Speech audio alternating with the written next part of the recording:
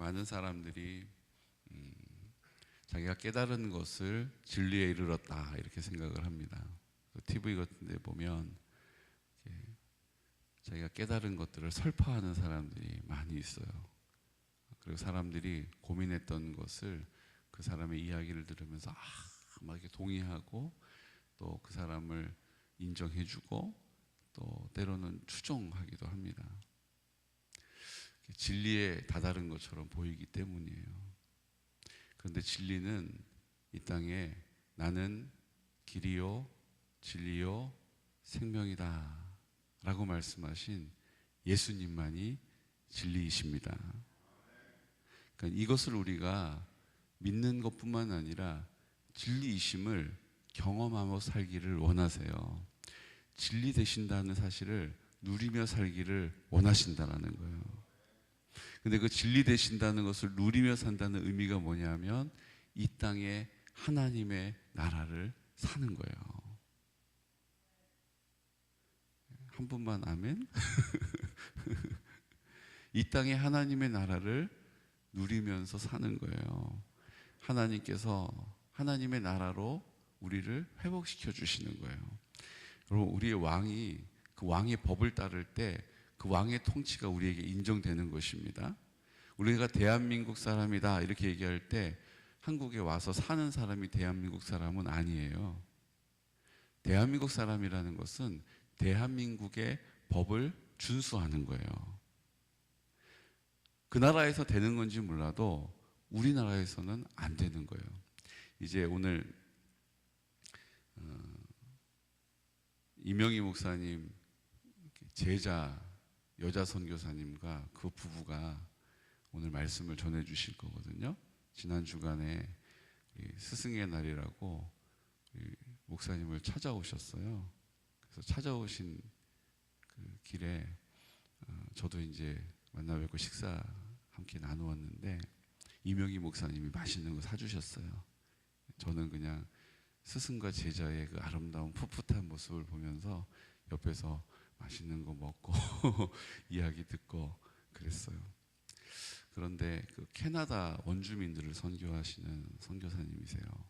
이제 이따 주일날 오늘 말씀 전할 때도 제가 소개하겠지만 캐나다는 다 깨끗하고 잘 사는 것 같잖아요. 그렇죠? 선진국이고 차라리 거기서 선교사들이 또 우리나라에 또 선교사들이 많이 왔어요. 1900년대에. 근데 지금은 복음이 3%밖에 되지 않아요. 캐나다? 몇 프로요?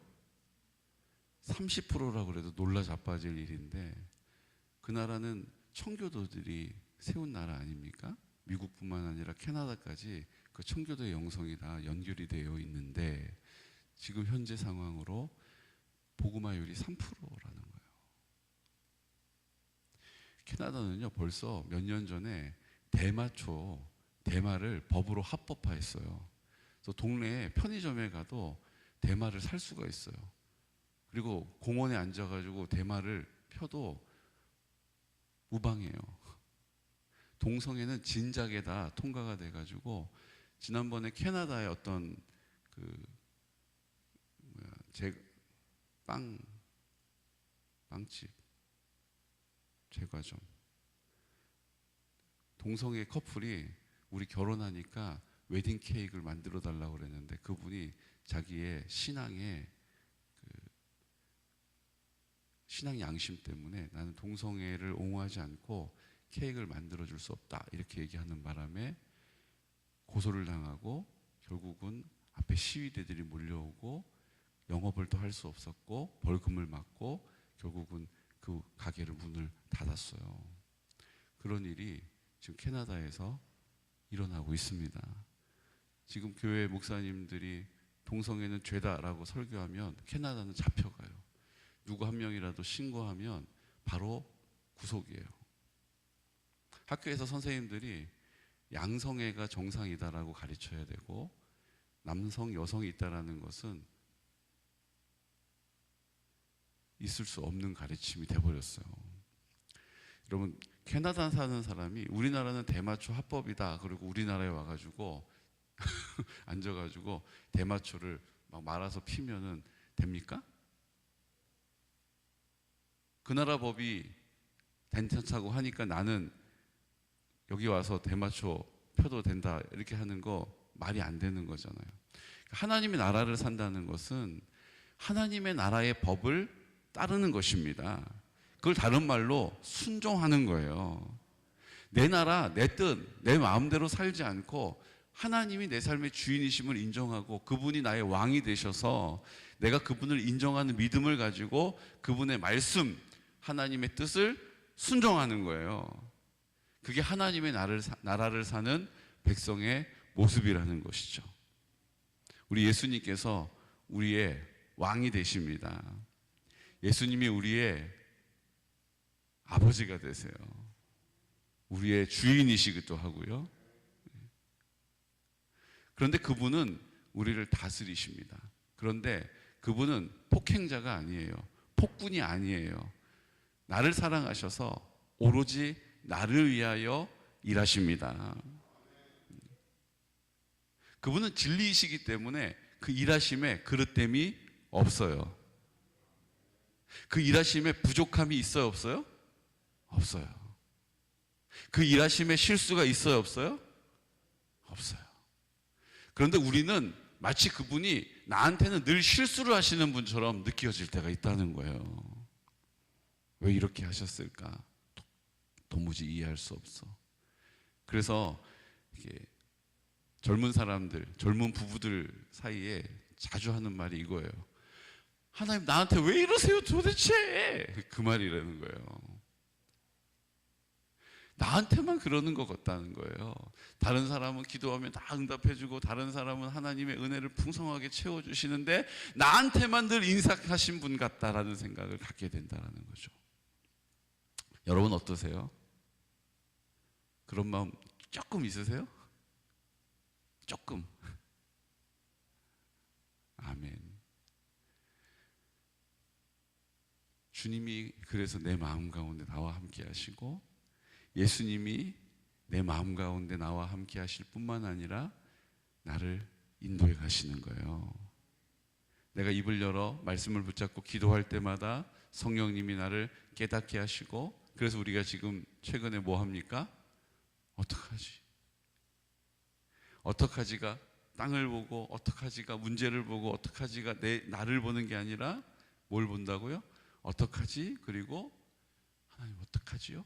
어떡하지? 어떡하지요? 어떡하지? 어떡하지요? 이게 믿음의 고백이라는 거예요. 어떡하지? 어떡하지? 어떡하지? 그건 답이 없어요. 늘 우리 중심적으로 우리의 한계 안에서 우리의 느낌과 우리의 경험에 근거해서 그 길을 가기 때문이죠. 근데 어떡하지? 어떡하죠?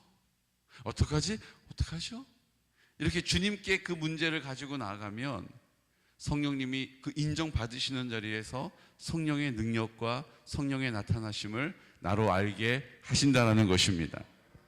이게 믿음이라는 거예요. 너무 경황이 없어서 주님 찾지도 못하는 일이 우리 앞에 얼마나 많이 있습니까? 너무 억울하고 답답해가지고 주님 이름 부를 여유가 없는 일이 우리 앞에 얼마나 많이 펼쳐집니까?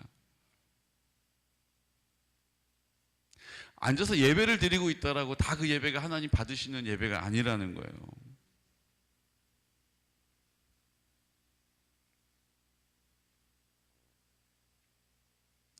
팔절 말씀 한번 볼까요? 10장 8절 말씀.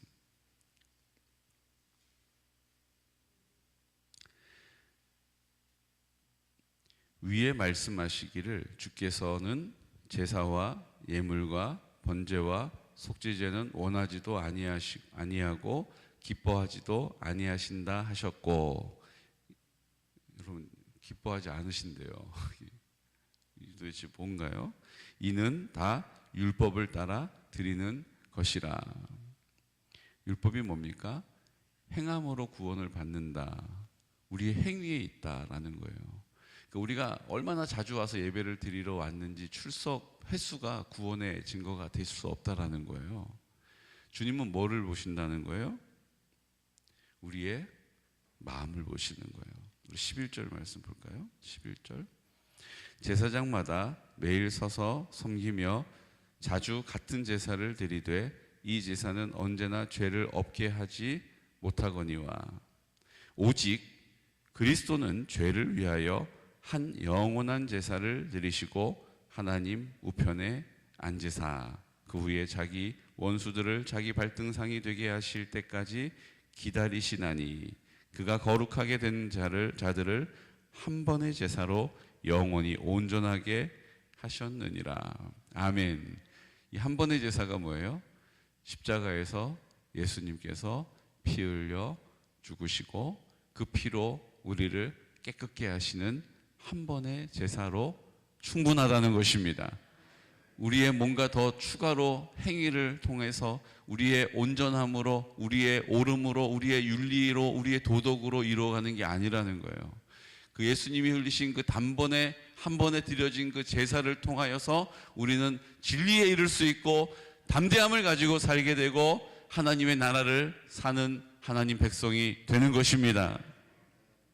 이 사실을 믿는 믿음을 붙잡으라는 거예요. 네가 뭔가 생각하는, 네가 뭔가 행위로 더 해야만 될 것 같다라고 하는 그 생각에 그 견고한 것, 그 자아의 거짓된 자아에 속지 말고 예수님 한 분이면 족하고 그분이 나를 사랑하시고 지금 내 마음 가운데 나와 함께 하심을 믿는 믿음을 붙잡는 것입니다. 그래서 이 일에 대하여서 9장 10장에서는 계속해서 우리에게 증거하시는 거예요. 우리 9장 14절 말씀, 9장 14절 말씀 우리 함께 선포하겠습니다. 하물며 영원하신 성령으로 말미암아 흠 없는 자기를 하나님께 드린 그리스도의 피가 어찌 너희 양심을 죽은 행실에서 깨끗하게 하고 살아계신 하나님을 섬기게 하지 못하겠느냐. 아멘. 우리의 죽은 행실, 우리의 썩은 양심, 그 단번에 흘리신 피로 씻으시면 씻겨진다는 거예요. 내가 아는 것처럼 내가 노력해본 경험상 이게 안 되더라고, 이게 안 씻어지더라고. 아니고 우리의 믿음은 그 흘리신 피로 단번에 우리를 깨끗하게 하셨다라는 믿음을 선포할 때에 어둠의 권세들, 의심의 영들, 더러운 귀신들은 떠나가는 것입니다. 우리의 생각을 주장하고 우리의 생각을 좌절하게 하고 실망하게 하고 낭망하게 하고 근심하게 하고 두렵게 만드는 모든 어둠의 영들은 예수의 피가 우리를 깨끗하게 하셨다라고 하는 믿음을 선포할 때 떠나가는 거예요. 단번에 그 한 번에 드려진 제사가 우리를 자유케 하는 것처럼 우리가 단번에 고백하는 그 믿음의 선포를 통하여 주님께서 일하신다라는 것이죠. 20절 말씀, 9장 20절 말씀 함께 선포할까요? 이르되 이는 하나님이 너희에게 명하신 언약의 피라 하고 또한 이와 같이 피를 장막과 섬기는 일에 쓰는 모든 그릇에 뿌렸느니라. 율법을 따라 거의 모든 물건이 피로써 정결하게 되나니 피 흘림이 없은즉 죄사함이 없느니라. 아멘. 무슨 얘기예요? 교회가 우리가 얘기한 예배당이죠. 근데 우리가 아직 우리 안에 예배당, 우리 안에 교회가 성전이 임함을 알지 못할 때 우리에게 본보여 주신 모델이 있어요. 모델하우스. 이스라엘 백성들에게는 성막이 모델하우스였고요. 지금 오늘을 사는 우리에게는 이 예배당이 모델하우스입니다. 그래서 교회를 볼 때 주님을 보는 거예요. 주님의 뭘 보는 것입니까? 십자가를 보는 거예요. 그래서 여기 십자가를 달아놓잖아요. 이 교회를 볼 때 뭘 보는 것입니까? 그 예수님이 흘리신 피를 기억하는 거예요. 저는요, 그 표현을 너무너무 좋아해요. 우리 교회는 지금 이렇게 단정하고 예쁘고 깨끗하지만 원래 이 교회는요, 예수님의 흘리신 피가 이 교회를 덮어 있어요. 뒤덮었어요. 그 예수님의 피가 우리 교회를 깨끗하게 씻어주신 것입니다. 그러니까 이 교회 건물 안에 들어오면 안전한 무슨 부적 같은 건 아니에요. 그런데 우리가 교회 안에 들어올 때 뭘 기억해야 돼요? 예수님의 피를 기억해야 되는 거예요. 누구를 위해서 흘리신? 누구를 위해서 흘리신? 나를 위해서 흘리신. 그래서 우리가 교회 문을 열고 들어올 때, 문 손잡이를 잡고 들어올 때 그 피가 그 문 임방과 설주에 피범벅이 된 것처럼 그 손잡이에도 예수의 피가 묻어 있는 것입니다. 여러분들이 밟고 들어오는 이 바닥이 예수의 피가 이 바닥을 가득 채운 거예요. 심지어는 예수의 피가 우리 안에 이 교회 이 공간을 가득 채워요. 그래서 말씀 자주 드리잖아요. 내 삶이 상처로 아픔으로 깨어져 있어요. 내 인생이 그 산산조각 난 것 같아요. 그래서 뭐 상담을 통해서 내적 치유를 통해서 막 그것들을 어떻게든 회복시켜 보려고 갖다 붙이고 막 그래요. 어느 정도는 효과가 있어요.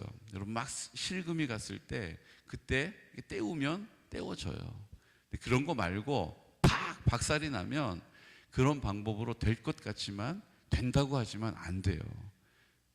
그렇게 할 때 우리가 할 수 있는 유일한 방법은요, 그 만신창이가 된 산산조각난 것을 그냥 그대로 예수의 피에 잠그는 거예요.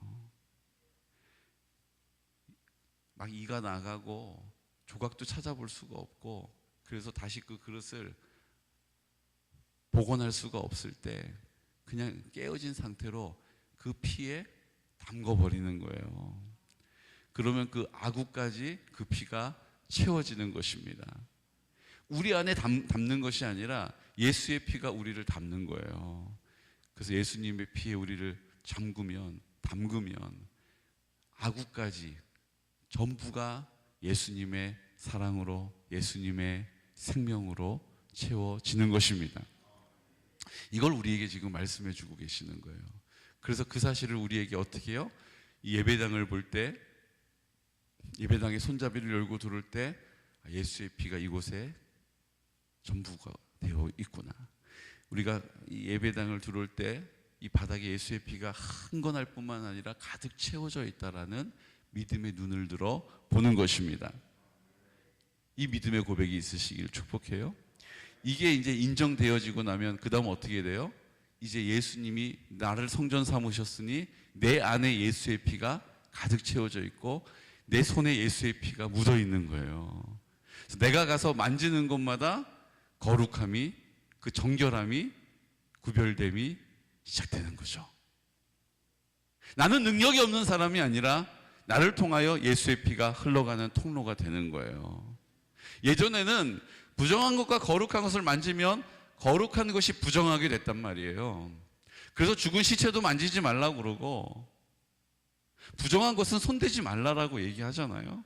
이제는 예수님의 그 피를 묻은 나의 손길이 닿는 곳마다 그 부정한 것이 거룩함으로, 정결함으로, 구별됨으로 바뀌게 되는 능력과 역사를 나를 통하여 나타내신다라는 것입니다. 우리가 이 사실을 알지 못하도록, 믿지 못하도록 우리의 거짓 생각으로 말미암아 우리의 느낌과 감정적으로 우리 주님 앞에 나가지 못하는 거예요. 그래서 우리의 삶의 자리에서 내가 손을 대는 것이 거룩하여진다라고 하는 믿음이 아니라 마치 내가 그 부정이 나에게 올까봐 내가 그 일을 하지 못하도록 위축되게 만드는 거예요. 내가 그렇게 한들 무슨 변화가 있겠는가? 내가 그렇게 한들 무슨 소용이 있겠는가? 자기 연민에 빠지게 만드는 거죠. 오늘 성경이 그런 우리들에게 10장 15절 이렇게 말씀하십니다. 10장 15절 선포할까요? 또한 성령이 우리에게 증언하시되 주께서 이르시되 그날 후로는 그들과 맺을 언약이 이것이라 하시고 내 법을 그들의 마음에 두고 그들의 생각에 기록하리라 하신 후에. 아멘. 어떻게 하신다고요? 우리 마음 가운데 두고 그들의 생각에 기록하시겠다라는 거예요. 우리에게 우리의 마음과 생각에 두고 그 사실을 기록하심으로 확실히 알게 하시겠다라는 거예요. 어떤 걸요? 내가 믿음으로 손 내밀어 만지는 곳은 내가 부정해지는 것이 아니라 그곳이 거룩하게 된다라는 사실을 기록하시겠다라는 거예요. 기록한다는 건 뭡니까? 깜빡했을 때 그 기록만 보면 알 수 있는 거예요. 하나님을 알지 못하는 사람들이 나를 만나면 내 마음판에 쓰여진 내 생각에 인정되어지는 그 기록을 보게 된다라는 거예요. 사랑하는 성도 여러분, 오늘 우리를 먼저 부르신 이유는 그 기록으로 삼으시려고, 거울로 쓰시려고, 편지로 쓰시려고 우리를 부르신 줄로 믿습니다. 그러니까 우리가 자격이 없는 게 아니에요. 이미 우리를 부르셔서 이 말씀을 듣게 하시는 것은 나를 그렇게 사용하겠다라고 하시는 주님의 뜻을 나타내고 계시다라는 거예요. 여러분, 위축되지 마세요. 움츠러들지 마세요. 기죽지 마세요. 담대하게 내 안에 계신 예수님의 능력이 오늘 나를 통하여 흘러가는 강하고 담대한 주의 군사로 우리를 사용하실 것입니다. 그래서 19절 말씀 보세요. 참, 우리 19절 말씀, 20절 말씀. 그러므로 형제들아, 우리가 예수의 피를 힘입어 성소에 들어갈 담력을 얻었나니 그 길은 우리를 위하여 휘장 가운데로 열어놓으신 새로운 살 길이요 휘장은 곧 그의 육체니라. 아멘. 휘장은 곧 그의 육체니라. 예수님이 십자가에서 그 성전 죽으실 때 그 휘장이, 지성소로 들어가는 막혀 있었던 휘장이 위에서부터 아래로 찢으신 분은 누구세요? 하나님이시죠. 하나님이 이제 지성소로 들어갈 자격 없는 우리를 예수의 피를 힘입어 예수의 죽음 앞에서 그 휘장을 갈라놓으신 거예요. 누구나 지성소로 들어갈 수 있는 자격과 권리를 얻게 된 줄로 믿습니다. 예수의 피가 그렇게 한 거예요. 그러니까 그 예수의 피를 믿는 믿음의 고백을 드리는 모든 사람에게 그 열매를, 능력을 주시겠다라는 거예요. 여러분, 이제 우리가 하나님의 나라를 이 땅 가운데 이루는 일을 위하여 부름 받았습니다. 우리는 생각도 하지 못했던 죽음 이후에 그냥 천국에만 가면 좋겠는데 요즘은 왜 이렇게 천국에 갈 자신이 없을까 고민하고 있었던 우리들에게 이 땅에 하나님의 나라를 살 수 있는 천국의 복음을 주셨다라는 거예요. 사랑하는 성도 여러분, 이제 우리가 담대한 믿음을 가지고 예수의 피를 힘입어서 담력을 얻어 입을 열어 선포하는 그곳에 성령의 나타나심, 성령의 열매를 주실 줄로 믿습니다. 우리 우영민 집사, 문재원 집사를 위해서 우리가 기도하는 가운데 그 가정 가운데 우리가 보기에는 뭔가가 조금 아쉽고 부족해 보일지 몰라도 우리의 기도를 통하여 믿음의 방패를 들어주는 그곳에서 성령의 역사를, 하나님의 나라의 영광을 보게 하실 줄로 믿습니다. 우리가 그 자리를 지켜야 돼요. 그 자리를 감당해야 하는 것입니다. 그 증거가 이제 우리 한 사람 한 사람 모든 가정 가운데 나타나는 증거가 될 것이요, 우리 교회가 하나님 앞에 이 마지막 때에 쓰임받는 노아의 방주와 같이, 칠흑과 같은 어둠 가운데 등대와 같이 하나님 앞에 쓰임받는 귀하고 복된 성도들 되시기를 예수 그리스도 이름으로 축복합니다.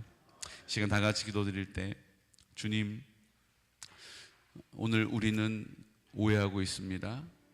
자주 드리는 제사를 통하여 우리가 예배를 참석하고 있으니, 내가 예배를 드리고 있으니, 내가 그래도 내 나름대로 기도하고 있으니 하나님이 그 기도를 받으시고 예배 가운데 응답하실 것이다. 하지만 주님은 말씀하십니다. 이 땅에 율법으로 드려지는 건 아무 의미 없고 오직 대제사장 되시는 예수 그리스도로 말미암아 단번에 드려진, 단번에 해결해 주신 그 예수의 피로 우리를 깨끗이 씻으시고 그 예수의 피가 우리의 능력이 되시고 오늘 우리의 소망이 됨을 믿습니다. 오늘 그 예수의 피를 힘입어 입을 열어 담대하게 선포할 때마다 어둠의 권세를 떠나가게 하여 주시고 하나님의 나라 영광을 나타내 주시옵소서. 주의 뜻 이루어 주시기를 원합니다. 하나님의 나라의 그 법을 따르는 하나님의 백성이 되게 하여 주시고 순종하게 하여 주시고, 오늘 주님의 날입니다. 드려지는 예배 가운데 성령님, 성령으로 그 피 묻은 손으로 한 사람 한 사람 만져주시고 성령님께서 그 한 사람 한 사람 씻어주시고 다시 새롭게 하여 주시옵소서. 우리 말씀을 전하는 우리 선교사님들과 우리 목사님들, 성령님 주관하여 주시고 성령의 충만함을 나타내 주시옵소서. 우리 여러 가지 기도의 제목들 다 주님의 손에 맡겨드리고 주여 나를 통하여 동역하게 하여 주시고 하나님의 성령의 열매를 보게 하여 주시옵소서. 이 시간 나사렛 예수 그리스도 이름으로 선포하면서 기도드리겠습니다. 주여, 주여, 주여.